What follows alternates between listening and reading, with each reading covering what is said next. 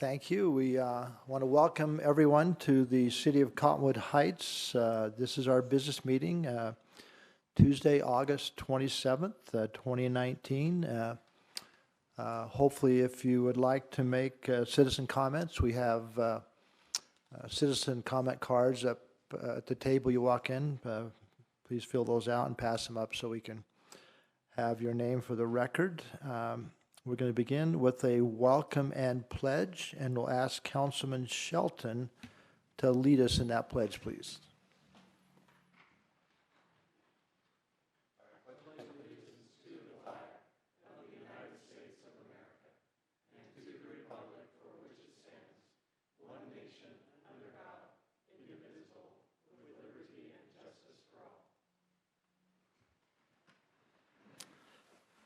All right, thank you, Mr. Shelton. We have two proclamations we'd like to present at this time. The first is recognition of International Drug Overdose Awareness Day. I think we're all aware of the current situation across our country. It's been going on for quite a while about the impacts of drug overdose, and we want to support this day, and by approving a reclamation that I'm going to read into the record, which states, Cottonwood Heights Proclamation 2019-5, it's a proclamation recognition of International Overdose Awareness Day. Whereas August 31st is a day where communities throughout the world commemorate an International Overdose Awareness Day, and whereas in 2017, more than 70,000 Americans lost their lives due to drug overdose.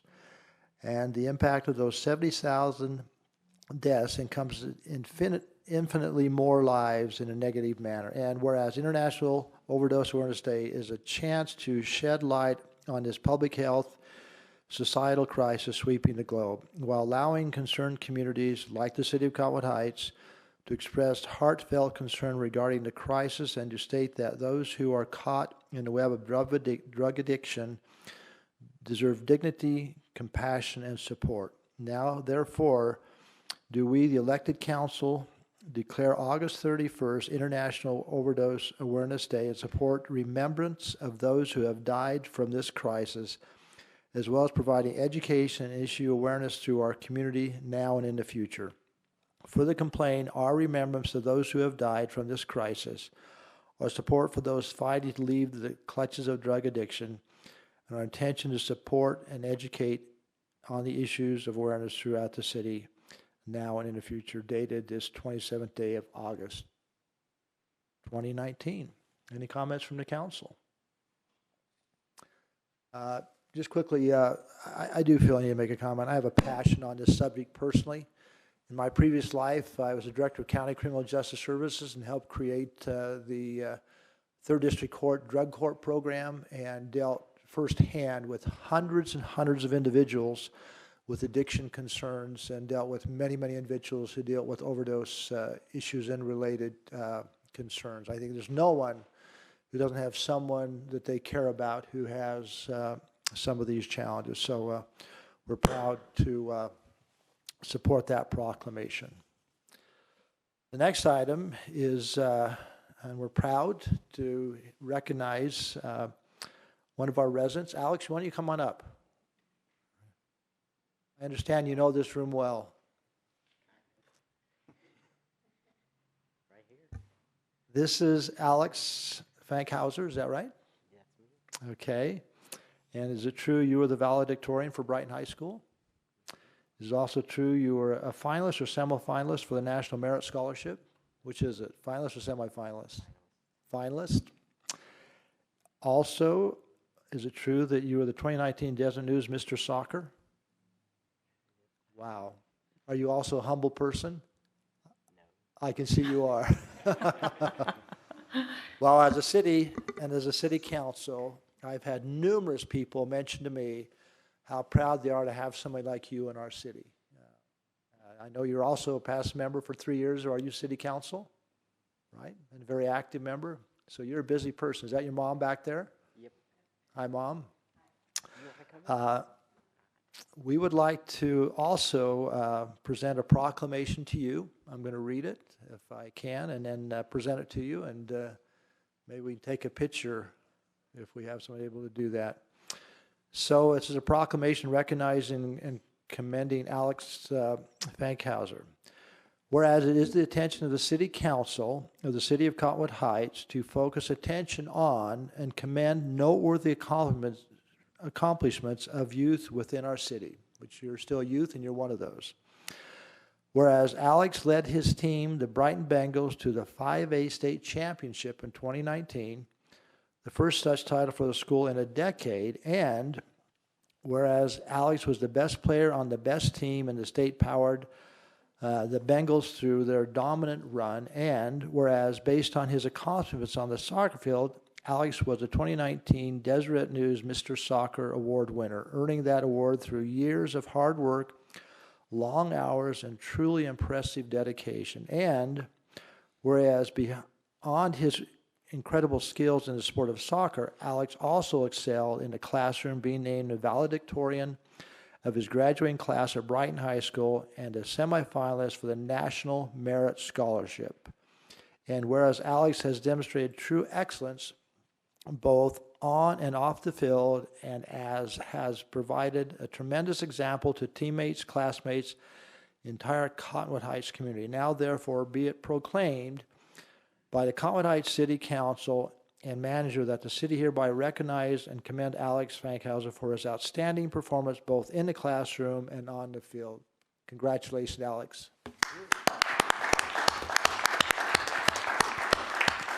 Stay right there and take the microphone and tell us a little bit about yourself other than these accomplishments.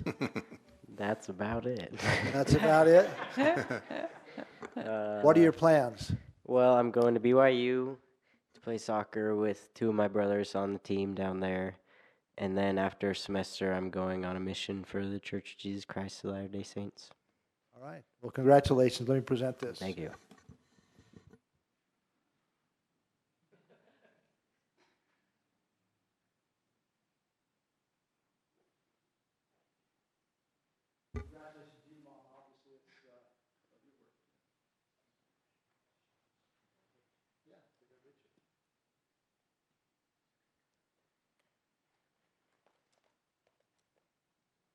This is his dad's job usually, so.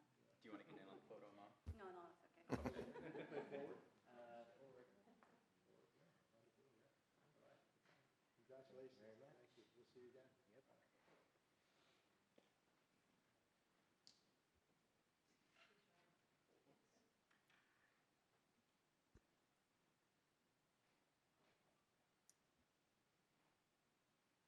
Okay, referring back to the agenda, we have two acknowledgements, and the first one, 3.1, is a Certificate of Achievement for Excellence in Financial Reporting for our city's annual financial audit, which is our CAFR. And Tim, you want to introduce that?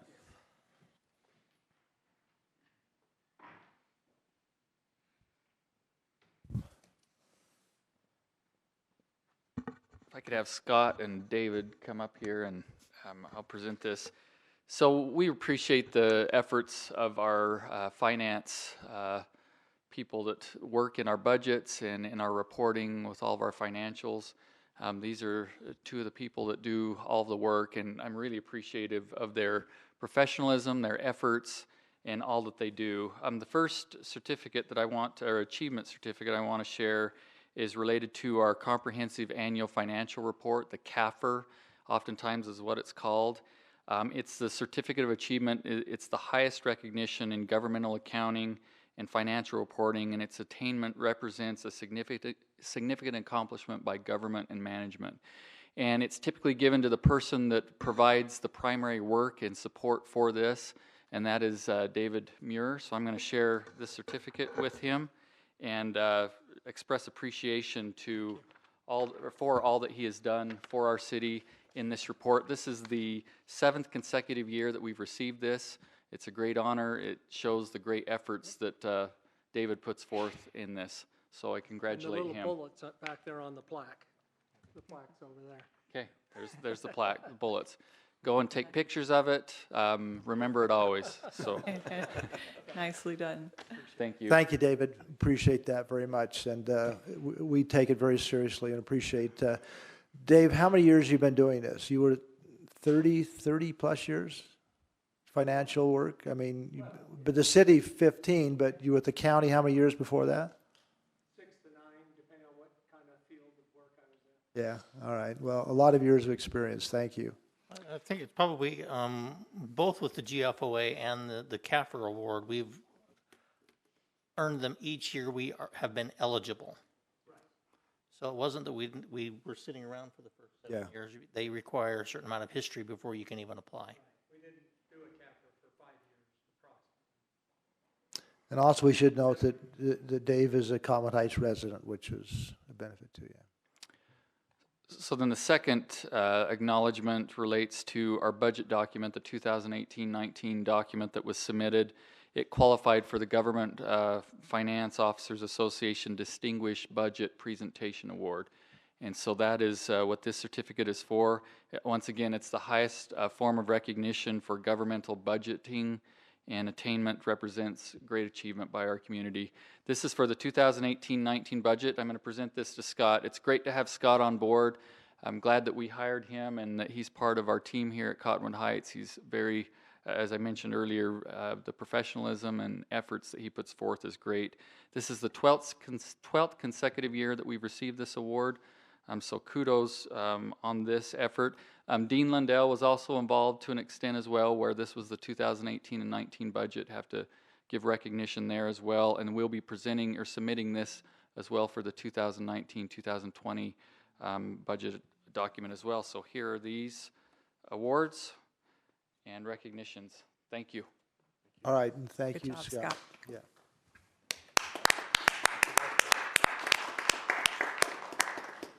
And someone who sits in this chair, this last year's budget process was much improved, and a lot of that goes to Scott and his efforts, along with our city manager, Tim Tingey. So we appreciate those efforts and those recognitions. Now, again, referring to the agenda, item 4.0 is citizen comments. I don't have any comment cards up here, but come on up.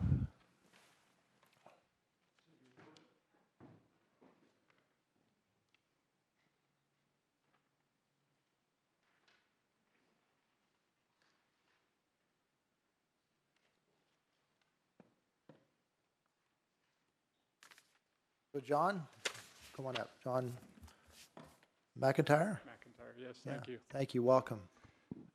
Honorable Mayor, City Council, I appreciate the opportunity to speak with you today. As we said the Pledge of Allegiance, one thing we pledged, each of us, is liberty and justice for all. So I'm here to talk a little bit about justice. Also, under Cottonwood Heights on our website, it says elected officials and staff are here to serve you as citizens of Cottonwood Heights and committed to the city's mission of creating and enacting policies which improve and protect residents' quality of life. Well, I feel like my quality of life has been impacted severely 2 weeks ago, last Thursday. So on August 8th, a 54-inch storm drain in my neighbor's backyard failed.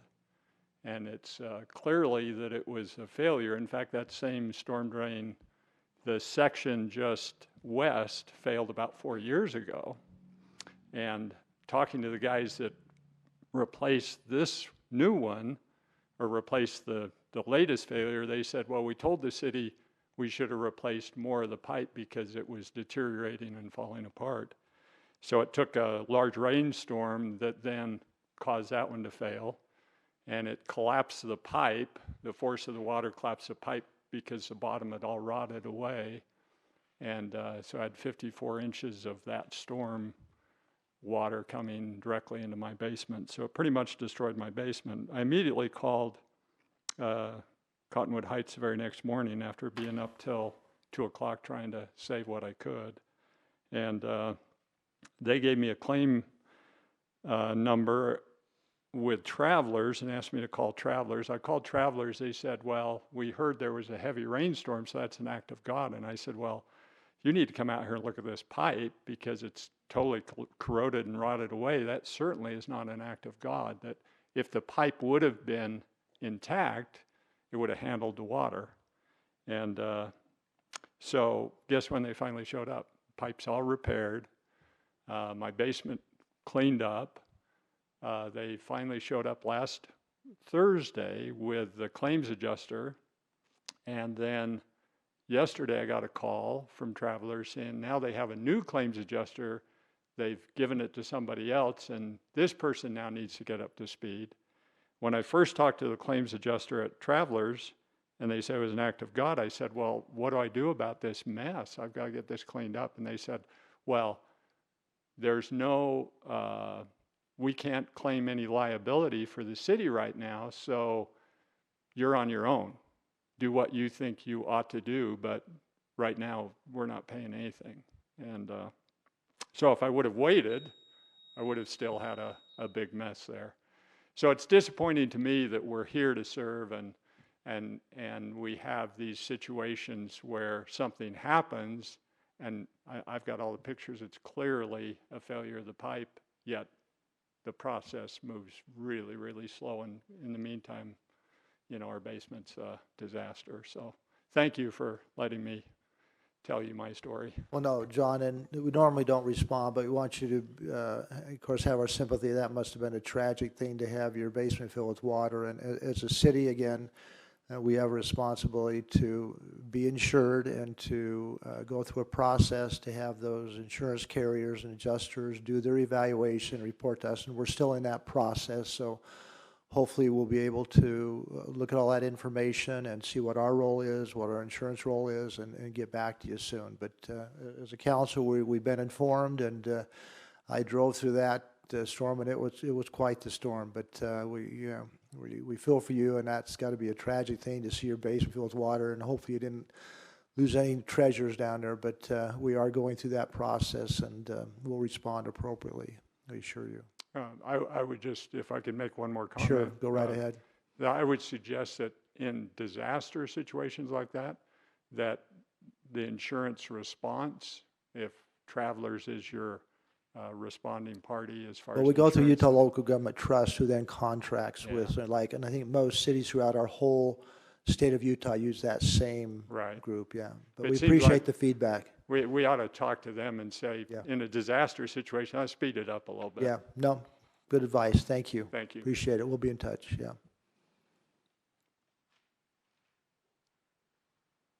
Rex Leatham, come on up, Rex.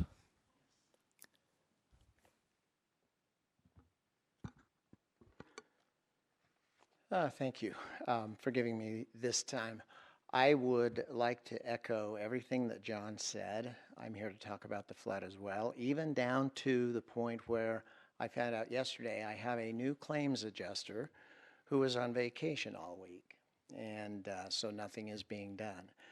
I would also like to echo just about their what they are trying to do. As of yesterday, my original claims adjuster had not received any information that was requested from Cottonwood Heights in terms of infrastructure studies. They requested a whole list of things be sent to them so they could do an evaluation. As of yesterday, they had received nothing from Cottonwood Heights. And I would just like to go on record to make sure that's known, because that's very important for them to do their job. I don't know if you've seen the videos. I'm the guy that lives on Scottish Drive that had the water come in, break my windows, and ended up pumping out 33,000 gallons of water from my basement. And had anybody been in that room where the window broke, they most definitely would have been injured by shards of glass. The water came in, ripped the door off. We were just fortunate no one was in that room when this happened. I would also just like to say that my home was built 4 years ago on Scottish Drive. Prior to that, the area that my home was built in was known as the catch basin for the overflow water of Scottish Drive. And I didn't know that when I bought the lot, but residents there that have been there for 20, 25 years have all come in and talked to the city. They've talked to the insurance agency, and they said the 4 storm drains that are on Scottish Drive are not sufficient to handle the water. And for 20, 25 years, the water has been overflowing in that spot right where I built. And now my home has been damaged. So this wasn't a one-time event. This has happened many times. The fire department has been out there 3 times that I know of. And if you look at a map of your storm drain system, you will find that my storm drain connects into the master drain line that comes all the way from above Wasatch Boulevard, past Danish, all the way down, and then my little pipe is supposed to feed into that and drain. But it can't, because that drain is full of water on any regular basis. And what ends up happening is the water can't drain, and it comes up, and it comes into our front yard, and it goes into my neighbor's front yard. But this time it was excessive, and it flooded my basement. And so I'm here for the same reason, looking for some compassion, some help, asking you to look into your, to Travelers, who I know is contracted with the fund. But it's taking a long time, and I've gotten absolutely no information. Well, we apologize for the slowness, and we've been briefed by our city manager and the adjusters, and we're trying to push it along just as rapidly as we can. Again, we feel for you. We're all residents, and I can't think of what it must be to be in a home and all of a sudden have your basement flooded. I mean, I've had it happen to me twice in different circumstances, so we feel for you, and we'll push this as rapidly as we can. It's you know, being a government and dealing with these things is a little bit complicated, but you're not the one that should be having to, you know, be punished by the response time, even though we do have to deal with the process which we're dealing with. And so I think if you've been communicating with you, Tim, is that who they communicate with?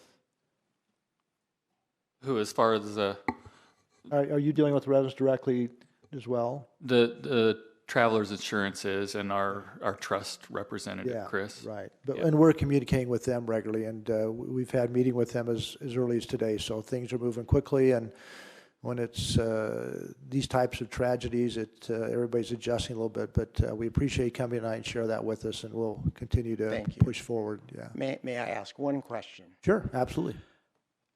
My flood was on the 8th.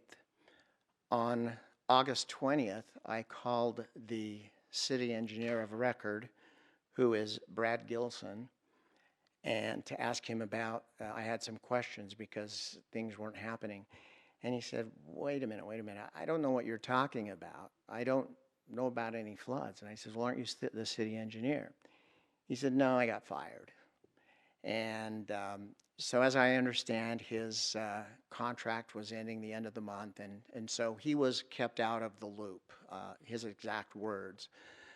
But strangely, very strangely, the next morning at 9 o'clock, I called Cottonwood Heights City inquiring about something else, and I was told that Brad Gilson was in a meeting that had been called, and that they were working on it. So I ended up calling Matthew Shipp to say, what's the deal with Mr. Gilson? And he said, well, he's now been hired as a contractor. So pretty good gig when you get let go from the city, turn around, get hired as a contractor to help with a big problem. And It's a little bit different than that, and it's kind of a personnel issue through our whole budget process and how our engineers work, and some are on contracts, plus we have one. So I'd love to speak with you offline if you'd like to detail that, but I don't think responding to that question here would do it. You wanted to? Well, I will just say Gilson Engineering is still under contract and has been under contract. They are our engineer. He was out of town during that time. There were other representatives of Gilson Engineering that were helping us with this process, but he's still under contract. We haven't rehired him. He's still under contract, and that will change down the road, but he's still our engineer and has been for years. Okay, I just want to put on the record, that is different information than Mr. Gilson told me, much different than he communicated to me. So I just want that on record. No. Thank we you. Appreciate for your that. time. We understand that. Yeah. All right. Any other public comments? Hearing none, we have several action items that we'll deal with tonight. The first item is Resolution 2019-28. It's approving entry into a consulting agreement with Horrocks Engineering for a transportation study and program. Tim, you want to say anything about this? Or I think we went through it quickly. It's a $15,000 study, which is kind of transportation portion, do with impact fees for road improvements and stuff like that. Anything else? I don't have anything else to add. Okay, if there's no other questions, I'd call for a motion. I did have Your one comment? that just barely came up to me. I went on the study, it's, at least on the short form here, it's talking about future capacity needs. But this is for the general plan, right? And so that would not be exclusive to automobiles. Is that correct? Correct. Yes. This is, transportation, future growth. Transportation of all sorts. Future growth, correct. Okay. Any further questions or discussion? Hearing none, I'd entertain a motion for Resolution 2019-28. Move that we approve Resolution 2019-28. It's been moved by Councilmember Bracken. Do I have a second? Second. It's been seconded by Councilmember Shelton. Any further discussion? Hearing none, I'll call for the vote. And again, we'll want to excuse Councilmember Michael. She's still en route to this meeting, and hopefully we'll see you in a few minutes. Councilmember Bruce. Yes. Councilmember Bracken. Yes. Councilmember Shelton. Yes. And I will vote yes.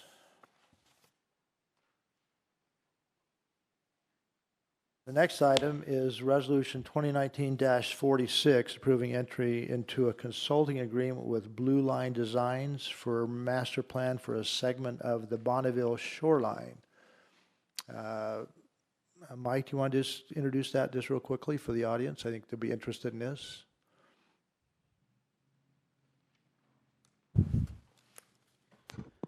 Yes, thank you. This is we put out to bid, we put out an RFP to complete a master plan for trailhead access and trail access for the Bonneville Shoreline Trail. We, for years, have had a good idea of the conceptual alignment of the trail itself, but have never dug into how to get up to the trail through the city.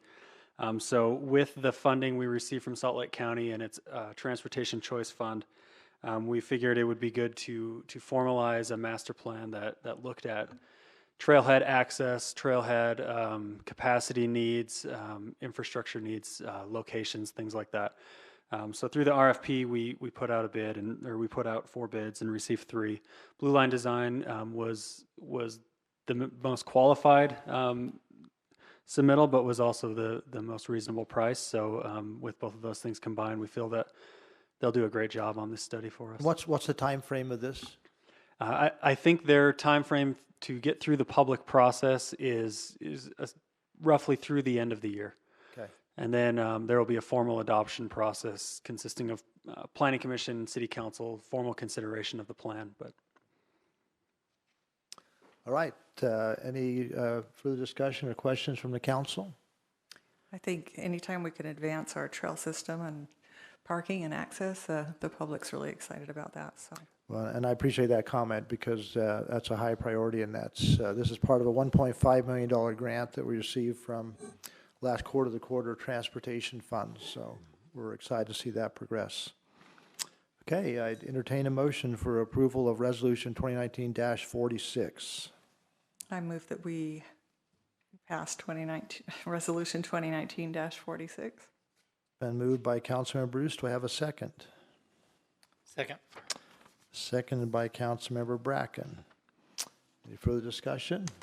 Hearing none, I call for the vote. Councilmember Shelton. Yes. Councilmember Bracken. Yes. Councilmember Bruce. Yes. And I will vote yes. The next item is consideration of Resolution 2019-47. It's approving entry into a professional service agreement with Y2 Analytics. Tim, why don't you introduce that for us? Yeah, this is for a survey to get public opinion on a variety of different issues in the community. The process or their methodology is to randomly select individuals that are part of the community, residents in the community, and they'll establish what they call a municipal public opinion panel, or the people that will respond to this. Once they agree to be part of that panel and respond, then they will be given the opportunity to reply to the survey instrument, which will occur either online, or if they don't want to do it online, through some numbers that they will be given, they can do it via telephone. And so that'll be the process. We're looking at about a 6-week process. However, I think it's going to take a little bit longer for us to deliberate on the questions that we will ask, so that will take some time. We should have between 800 to 1,000 interviews, and we're looking forward to learning more about how people are feeling and really understanding public opinion more. And the cost for this is $13,600. It's budgeted. It was part of our discussion in the budget process as well. In this group, we used them in our past survey, and I think we were pleased with the professionalism and thoroughness of them as an organization. Any further comments or questions on the Resolution 2019-47? Hearing none, I'd entertain a motion. I move that we approve Resolution 2019-47. Second. Moved by Councilmember Shelton, seconded by Councilmember Bruce. Any further discussion?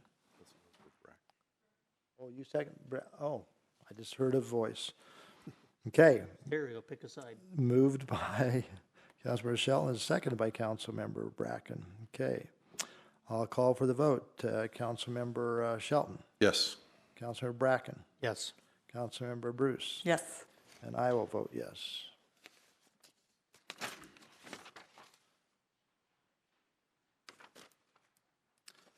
Next item is Resolution 2019-48, approving entry into interlocal agreement with the City of Holiday for cost sharing concerning the improvements to 30th East when you come off 6200 South as you come up to the second light, I think, heading north. Matt, you want to just tell us real quickly about that? Sure, Mayor and Council, and for the audience, all this is a reimbursement agreement that we will have with Holiday. We are going to mill and overlay 30th East up to from approximately 6200 South up to the intersection, which is about the second light park corporate, in the corporate entrance there. I forget the name of that road exactly. We will be managing the project and bidding the project, and this is a reimbursement to us for their share of the cost, which is the east side of 30th East. We own the west side, they own the east, so it's kind of a... Up to the intersection. Up to the intersection, and we own the whole intersection, Yeah. so we'll be doing that on our dime, and we'll be doing it that way. Did they pass this? They passed this in their city council last week or the week before. Well, it's interesting, this was on their calendar, then it got pulled, and it was on our calendar, and we kind of talked to our community and told them it was coming, so we had to kind of go back to Holiday and say, hey, Yeah. please step forward, and they did, so they've been great to work with us on this. Yeah, it was really good. Tim and his relationship with the manager over there, they were able to work out the deal and get it on the agenda there, and they quickly authorized it when they realized where we were and what was going on. That's terrific. All right, any further questions on this resolution? I think Districts 3 and 4 will be really excited. As well as the mayor, since I live right by there. All right, entertain a motion for the approval of Resolution 2019-48. I move that we approve Resolution 2019-48. It's moved by Councilmember Bruce. Do I have a second? Second. Seconded by Councilmember Shelton. Any further discussion? Yeah. All right, period none. I'll call for the vote. Councilmember Bracken. Yes. Councilmember Shelton, Yes. Councilmember Bruce, Yes. and I will vote yes. Okay, that's the last action item we have. We do not have a consent calendar, so I entertain a motion to adjourn and reconvene the closed session. Let's just adjourn, and we will reconvene in our closed session as part of our work session. Motion to adjourn, someone please? Motion to adjourn. All in favor, say aye. Aye. Meeting's adjourned. Thank you, everyone.